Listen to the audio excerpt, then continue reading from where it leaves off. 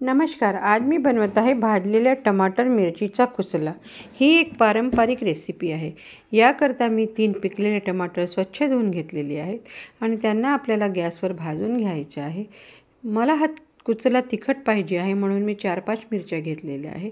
तुम्ही आपल्या चवीप्रमाणे तिखटाचा वापर करू शकता. मिरचीला एक कट देऊन आपल्याला भाजून घ्यायची आहे. कट न देता मिरची जर भाजली तर ती उडते.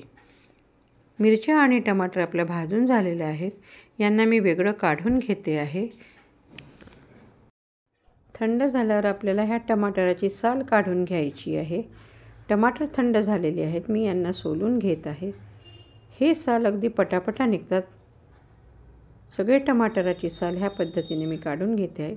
थोडीफार अगर साल राहिली तरी काही हरकत नाही आहे. मिरच्यांचे सुद्धा मी देठं तोडून घेते आहे. मिरचीला आपल्याला बारीक तुकडे करून घ्यायचं आहे. टमाटरावरून मी एकदा पाणी टाकून घेतलं म्हणजे जी काळपट साल त्याला चिकटलेली असते ती स्वच्छ होऊन जाते.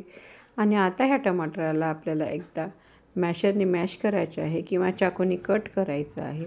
नाहीतर मिक्सरमध्येही तुम्ही हिला फिरवून घेऊ शकता. जुन्या पद्धतीत याला हाताने मॅश करून घ्यायचे. हात स्वच्छ धुवायचा आणि हाताने त्याला छान चिरून घ्यायचं. आता यामध्ये बारीक कट केलेली हिरवी मिरची घालायची आहे. एक बारीक कट करून कांदा घालत आहे. कांदा आवडत असेल तरच घाला, नाही तर कांद्याशिवायही हा कुचला छान लागतो.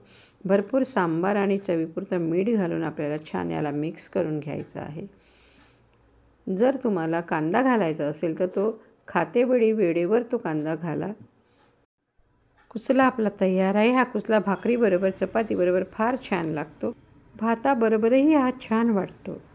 एकदा नक्की ट्राय करा. धन्यवाद.